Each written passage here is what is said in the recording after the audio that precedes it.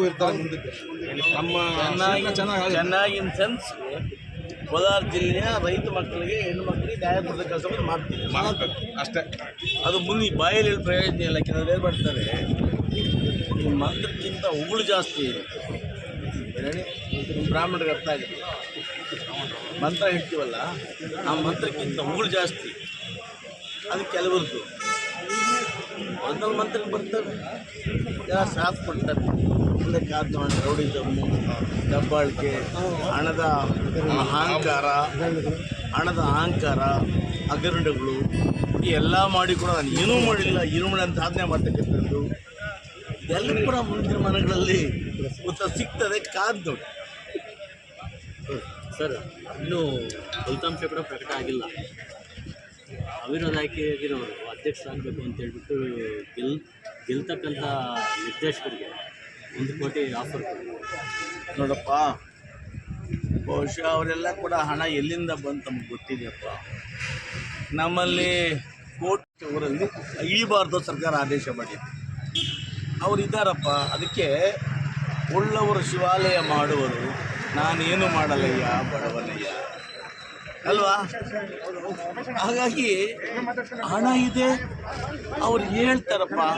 ಅದು ಇಲ್ಲ ಹೇಳಲ್ಲ.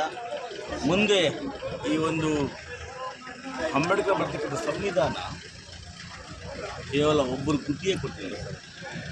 ಒಂದು ವೇಳೆ ಹಣ ಇದ್ದವರು ಕೋಟಿ ಇದ್ದವರೆಲ್ಲ ಕೂಡ ರಾಜಕಾರಣ ಮಾಡೋಂಗಿದ್ರೆ ಒಂದು ಟಾಟಾ ಬಿರ್ಲಾ, ನೀರೋ ಅಂಬಾನಿ ಇವರೆಲ್ಲ ಕೂಡ ಪ್ರಧಾನಮಂತ್ರಿಗಳಾಗ್ಬಿಡ್ತಾ ಇದ್ರು ಅಲ್ವಾ. ಸೊ ಅದಕ್ಕೆ ನಾವು ಹೇಳೋದು ಬೇಡ, ಹಣ ಇದೆ ನಾನು ಅಧ್ಯಕ್ಷ ಆಗ್ಬಿಡ್ತೀನಿ ಅಂತ ಅವರು ಅಂದ್ಕೊಂಡಿರ್ಬೋದು. ಸರ್ ಎಲೆಕ್ಷನ್ ಯಾಕೆ ಸರ್ ಹಿಂಗೆ ನಡೀತಾ ಇದೆ? ರೈತರ ಎಲೆಕ್ಷನ್ ನೋಡಿದ್ರೆ ಇಷ್ಟೊಂದು ಐಷಾರಾಮಿ ಎಲೆಕ್ಷನ್ ಆಗ್ಬಿಟ್ಟಿದೆ ಸರ್. ಐಷಾರಾಮಿ ಎಲೆಕ್ಷನ್ ಯಾಕಾಯಿತು ಅಂತ 5 ವರ್ಷಗಳಲ್ಲಿ ಯಾರ್ಯಾರು ಅಲ್ಲಿ ಹಗರಣೆ ಮಾಡಿದ್ರು ಅಂತ ತಾವು ಗೊತ್ತಿದೆಯಲ್ಲ. ಇನ್ನು ಆ ರೀತಿಯಾಗಿ ಹಣ ಬಂದಾಗ ಇನ್ನು ಐಷಾರಾಮಿ ಮಾಡಿದ್ರೆ ಏನು ಮಾಡ್ತಾರಪ್ಪ? ಕಷ್ಟ ಇಲ್ಲದೆ ಹಣ ಬಂದಾಗ, ಕೋಟ್ಯಾಂತರ ರೂಪಾಯಿ ಹಣ ಬಂದಾಗ ಹಣ ಇಲ್ಲಿಟ್ಕೋಬೇಕು ನಾವು. ಸಹಜವಾಗಿ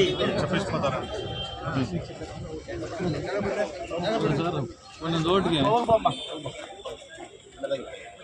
5 ಲಕ್ಷ ಅಂತವ್ರೆ ಸರ್. ಒಂದೊಂದು ಓಟ್ಗೆ 5 ಲಕ್ಷ ಅಂತಲ್ಲ ಸರ್. ನನಗಂತೂ ಗೊತ್ತಿಲ್ಲಪ್ಪ, ಹೇಳ್ತಾರೆ.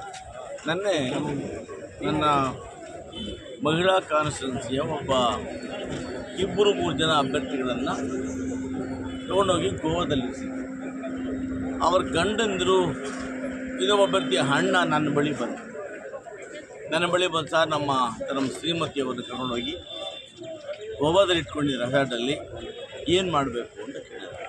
ಹೋಗ್ರಪ್ಪ ನಿಮ್ಮ ಹೆಂಗಸ್ಗೆ ಕರ್ಕೊಂಬನ್ನಿ ಅಂತ ಹೇಳಿದೆ. ಅವ್ರ ಕನಿಷ್ಠ ಪಕ್ಷ ಗಂಡ ಅವ್ರ ಅಣ್ಣ ಕಾರ್ ತಗೊಂಡೋಗಿ ಆ ರೆಸಾರ್ಟ್ ಮುಂದೆ 3 ದಿವಸ ಕಾಯ್ತಾರೆ. ಕನಿಷ್ಠ ಪಕ್ಷ ಅವ್ರಿಗೆ ಹೆಂಡತಿನ ಗಂಡು ಮಾತಾಡ್ಸಕ್ಕೆ ಬಿಡಲಿಲ್ಲ. ಜೊತೆಗೆ 20 ಜನ ಬೋನ್ಸರ್ಗಳು. ನಾವು ಯಾವತ್ತೂ ನೋಡಿಲ್ಲಪ್ಪ ಬೋನ್ಸರ್ಗಳೇ. ಬೋನ್ಸರ್ ಹೆಂಗಿರ್ತಾರೆ ಗೊತ್ತಿಲ್ಲ. ಆ ಬೋನ್ಸರ್ಗಳು ಅಲ್ಲಿ ಯಾರು ಸುಳಿಯಕ್ಕೆ ಬಿಡಲ್ವ. ಈ ರೀತಿ ರಾಜಕಾರಣ ಹೊಡೆದ್ರಂತಲ್ಲ ಸರ್ ಅಲ್ಲಿ. ಹೊಡೆದಂದರೆ ಅವರು ಎದುರಿಸಿ ಓಡಿಸಿದ್ದಾರೆ.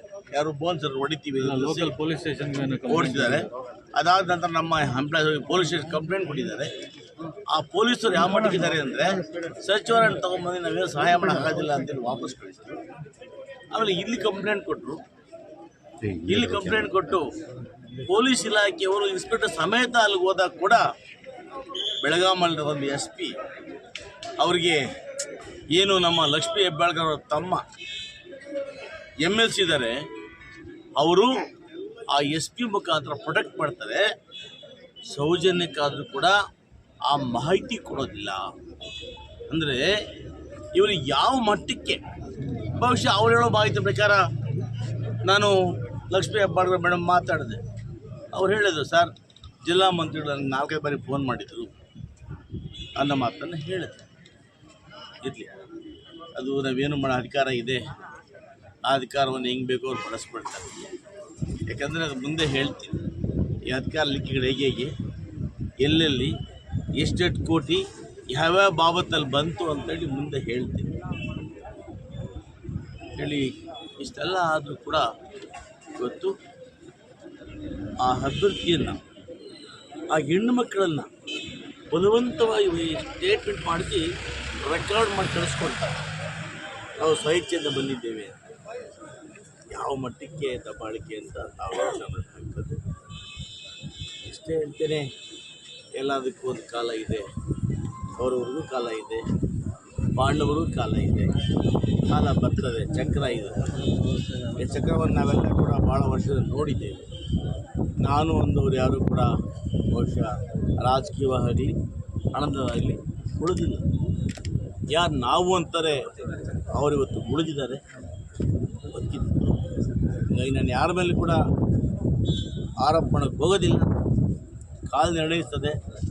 ಮತ್ತು ನನಗೆ ನಾನು ಚುನಾವಣೆಗೆ ನಿಲ್ಲಲೇಬಾರ್ದು ಅಂತೇಳಿ ಕಳೆದ 4 ದಿನದಿಂದ ಭಾಳಷ್ಟು ತೊಂದರೆಗಳನ್ನು ಕೊಟ್ಟರು. ಸ್ವತಃ ಅವರೇ ಖುದ್ದು ಕೋಚುವಲ್ ಅಧಿಕಾರಿಗಳು ಯಾವ ಮಟ್ಟಕ್ಕಾದರು ಅಂದರೆ, ಕೋಚುವಲ್ ಅಧಿಕಾರಿಗಳು ಹೋಗಿ ಕೋರ್ಟಲ್ಲಿ ಕಾಯೋ ಮಟ್ಟಕ್ಕಾದರು. ಕೋಚುವಲ್ ಅಧಿಕಾರಿಗಳು ಕೋರ್ಟಲ್ಲಿ ಕೇಸಿದೆ ಅಂದರೆ ಅಧಿಕಾರಿಗಳಿಗೆ ಹೋಗಿ ಅಲ್ಲಿ ಕಾಯೋ ಮಟ್ಟಕ್ಕಾದರು. ಲಕ್ಷಾಂತರ ಭವನ ರಾಯರಿಗೆ ಕೊಟ್ಟು ಅಲ್ಲಿ ಆರ್ಗ್ಯುಮೆಂಟ್ ಮಾಡಲಿಕ್ಕೆ ಪ್ರೋತ್ಸಾಹವನ್ನು ಕೊಟ್ಟು ಒಬ್ಬ ನಮ್ಮ 5 ನಮ್ಮ ಸ್ಪರ್ಧೆ ಮಾಡಿದ್ರು. ಅವ್ರ ಮುಖಾಂತರ ಕೇಸ್ ಹಾಕಿಸಿ 3 ತಿಂಗಳ ಕಾಲ ನಮಗೆ ಭಾಳ ಕಷ್ಟ. ಅವ್ರ ಉದ್ದೇಶ ಇತ್ತು, ಯಾವುದೇ ಕಾರಣಕ್ಕೂ ಕೂಡ SN ನಾರಾಯಣ ಸ್ವಾಮಿಯನ್ನು ಕೋವಿನ ಕಡೆ ಬಿಡಬಾರ್ದು ಅಂತ ಹೇಳಿ. ಒಮ್ಮೆ ಅಲ್ಲಿ MD ಆಗಿರ್ತಕ್ಕಂಥ ಗೋಪಾಲ ಮೂರ್ತಿ ನೇರವಾಗಿ ಹೇಳಿದ್ದಾರೆ, ಈಗ ಯಾರಿಗೂ ಗೊತ್ತಿಲ್ಲ, SN ನಾವು ಕಾರ್ಯಕ್ಕೆ ಬಿಡೋದಿಲ್ಲ ನಾನು ಅಂತ ಹೇಳಿದ್ದಾರೆ. ಆ ನಿಟ್ಟಿನಲ್ಲಿ ಪಾಪ ಅವ್ರ ಪತ್ರ ಬರ್ತೀವಿ. ಅವರು ಪತ್ರ ಬರೀಲಿಕ್ಕೆ ಸಂವಿಧಾನಾತ್ಮಕವಾಗಿ ನಮ್ಮ ಕೋಆಪರೇಟಿವ್ ಆ್ಯಕ್ಟಲ್ಲಿ MD ಪತ್ರ ಬರೀಲಿಕ್ಕೆ ಯಾವ ಅಧಿಕಾರ ಕೂಡ ಇಲ್ಲ. ಆ ಡೆಲಿಗೇಟ್ ಪವರನ್ನು ಕೊಡ್ತಕ್ಕಂಥದ್ದು ಆ ಸೊಸೈಟಿಯಿಂದ. ಆ ಹಕ್ಕನ್ನು ಕಸಿಯುವಂಥ ಅಧಿಕಾರ ಯಾವ ಕೋಚುಬಲ್ಗೂ ಇಲ್ಲ. ಯಾಕಿಲ್ಲ ಅಂದರೆ, we are the milk producer. ನಾನು ನಿಮಗೆ ಸೇಲ್ ಮಾಡ್ತೀನಿ, ನನ್ನ ಹಕ್ಕನ್ನು ನೀವು ಅಂಗಡಿ ಕಸ್ಕೊಳ್ತೀರಿ. ಅದು ನ್ಯಾಯಾಲಯದಲ್ಲಿ ಇವತ್ತು ಎತ್ತಿಡಿತ್ತು. ಇವತ್ತು ನನಗೆ ನನ್ನ ಭಾಗದ 54 ಜನ ಮತದಾರಿದ್ದಾರೆ. ಬಹುಶಃ ನನಗೆ ವಿಶ್ವಾಸ ಇದೆ 48ರಿಂದ 50 ಮತಗಳನ್ನು ನಾನು ತಗೊಳ್ತೀನಿ. ಆ ಅಭ್ಯರ್ಥಿ ಪಾಪ ನಿಲ್ತಾ ಇರಲಿಲ್ಲ. ಇವತ್ತು ಯಾರು ಹೇಳ್ತಾರೆ ಅವ್ರು ಬೇಕಾದರೆ ನಾನು ನನ್ನ ಮೇಲೆ ನಿಂತ ಅಭ್ಯರ್ಥಿಗೆ ಹಣ ಸಹಾಯ ಮಾಡಿಲ್ಲ ಅಂತೇಳಿ ಯಾವುದಾದ್ರು ದೇವಸ್ಥಾನಕ್ಕೆ ಬಂದು ಪ್ರಮಾಣ ಮಾಡಿ ಗೊತ್ತಿದೆ, ಹೇಳೋದಿಲ್ಲ. 5 ಗಂಟೆ ಮೇಲೆ ಹೆಸರು ಕೂಡ ಹೇಳ್ತೀನಿ ನಾನು. ಬೇಡ ಹೇಳ್ತೀನಿ, ಎಲ್ಲೋಗ್ತೀನಪ್ಪ ಇನ್ನು ಮುಂದೆ ನಿಮ್ಮ ಮಧ್ಯೆ ಇರ್ತೀನಿ. ನಾನು ನಿಮ್ಮ ಮಧ್ಯೆ ಇರ್ತೀನಿ. ಕಾಂಗ್ರೆಸ್ ಅವರಿಗೆ ಗಠಬಂಧನ್ಗೆ ಹೇಗಂತ ನೇರವಾಗಿ ಮಾತಾಡ್ತೀನಿ, ಜನಪರವಾಗಿ ನಿಲ್ತೀನಿ, ಇದ್ದಾಗ ಮಾತಾಡ್ತೀನಿ. ನಾನು ಯಾರಿಗೂ ಕೂಡ ಕಾಲ ಹೋಗೋದಿಲ್ಲ, ಬೆನ್ನ ಹೋಗೋದಿಲ್ಲ. ಅವ್ರು ತಿಂತ ನೋಡಿಕೊಂಡು ನೀವು ಮಜಾ ಮಾಡ್ರಿ ಅಂತ ಹೇಳೋದಿಲ್ಲ. ನನಗೆ ಯಾವುದೇ ನನ್ನ ಗಮನಕ್ಕೆ ತಪ್ಪು ಅಂತ ಬಂದಾಗ ನನ್ನ ಹುಟ್ಟು ಹೋರಾಟ ಮಾಡೋದು ನನ್ನ ಸ್ವಭಾವ. ಸರ್ ಭಯ ಇದೆ ನಿಮಗೆ? ಹೇಳಿ.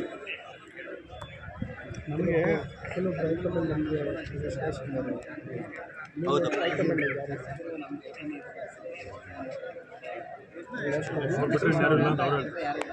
ಅದು ಕೆಲವು ಶಾಸಕರ ಅಭಿಪ್ರಾಯ, ಎಲ್ಲರ ಒಮ್ಮತ ಅಭಿಪ್ರಾಯ ಇಲ್ಲ. ವ್ಯಕ್ತಿಗತವಾಗಿ ಅವ್ರ ಪ್ರೀತಿ ಗೌರವದಿಂದ ಒಬ್ಬ ನಾಯಕರು ಅಂದ್ಕೋಬೋದು, ಅದು ತಪ್ಪು ಅಂತ ಹೇಳೋದಿಲ್ಲ. KPCCಯಿಂದಾಗಲಿ AICCದಾಗಲಿ ಈ ಕೋಲಾರ ಜಿಲ್ಲೆಯ ಉಸ್ತುವಾರಿ ನಾಯಕರು ಇವರು ಅಂತೇಳಿ ಯಾವುದೋ ಅಪಾಯಿಂಟ್ ಮಾಡಿಲ್ವಲ್ಲ. ಅವರವರ ಅನುಕೂಲಕ್ಕೆ ತಕ್ಕಂತೆ, ಅವರವರ ಭಾವಕ್ಕೆ ತಕ್ಕಂತೆ ಅವ್ರವ್ರಿಗೆ ಯಾರು ಪ್ರೀತಿ ಇದೆಯೋ ಅವ್ರು ಹೇಳ್ಕೋಬೋದು. ನಿಮ್ಮನ್ನ ಮತ್ತೆ ನಿಮ್ಗೆ ಯಾರು ಆಯ್ಕೆ ಮಾಡಿ ಸರ್? ಉಸ್ತುವಾರಿ ಸಚಿವರು ತುಂಬ ಟ್ರೈ ಮಾಡಿದ್ರು ಸರ್, ಯಾಕೆ ಒಪ್ಕೊಂಡಿಲ್ಲ? ನಂಜೇಗೌಡರ ನಾನು ಟ್ರೈ ಮಾಡೋಕ್ಕೆ ಯಾವತ್ತೂ ಪ್ರಯತ್ನ ಮಾಡಿದ್ರು. KGF ಬಂದಿದ್ರಲ್ಲ ಸರ್, ಅವತ್ತು KGF ಬಂದಿದ್ರು, ಆ ಕಾರ್ಯಕ್ರಮ ಬಂದಿದ್ರು. ನಮ್ಗೆ ಹೇಳಿದ್ರು ಸರ್, ಮಾತಾಡ್ತೀವಿ, ಇಬ್ಬರನ್ನು ಕೂರಿಸಿ ಒಂದು ಮಾಡ್ತೀವಿ. ನೋಡಿ, ಎಲೆಕ್ಷನ್ ರಿಲೇಟೆಡ್ಡು ನೋಡಿ, ಒಬ್ಬ ಜಿಲ್ಲಾ ಮಂತ್ರಿ ಆದವರು ಎಲ್ಲ ವಿಚಾರಗಳಲ್ಲೂ ಕೂಡ ಎಲ್ಲ ಶಾಸಕರನ್ನ ಸಮನ್ವಯ ತಗೊಂಡು ಹೋಗ್ಬೇಕು. ಒಂದು ಕಡೆಗೆ ಸುಣ್ಣ, ಒಂದು ಕಡೆಗೆ ಬೆಣ್ಣೆ ಇಡಬಾರ್ದು. ಆ ಪರಿಸ್ಥಿತಿಯಿಂದ ಇವತ್ತು ಈ ರೀತಿ ಆಗಿದೆ. ನಮ್ಮನ್ನು ಯಾವುದು ಸನ್ಮಾನ ಕರೆದಿಲ್ಲ, ಯಾವ ಸನ್ಮಾನವನ್ನು ಅವ್ರು ಹೇಳಿಲ್ಲ. ಆಯಿತಾ, ನಾವಿವತ್ತು ಚುನಾವಣೆಗೆ ನಿಂತಿದ್ದೇವೆ, ಸ್ಪರ್ಧೆ ಮಾಡಿದ್ದೇವೆ. ನಮ್ಮ ಹೈಕಮಾಂಡ್ ಏನಿದೆ, KPCC ಅಧ್ಯಕ್ಷರಾಗಿರ್ತಕ್ಕಂಥ ಗೌರವಾದ DK ಶಿವಕುಮಾರ್ ಅವರು, ಮುಖ್ಯಮಂತ್ರಿ ಸಿದ್ದರಾಮಯ್ಯ ಅವ್ರ ಬಳಿ ನಮ್ಮ ಅಹವಾಲು ಹೇಳ್ತೀವಿ. ಅವ್ರು ಏನು ತೀರ್ಮಾನ ಮಾಡ್ತಾರೆ, ಪಕ್ಷ ಏನು ತೀರ್ಮಾನ ಮಾಡುತ್ತೆ, ಅದಕ್ಕೆ ನಾವು ಬದ್ಧರಾಗಿದ್ದೀವಿ. ಸರ್ ಒಂದೇ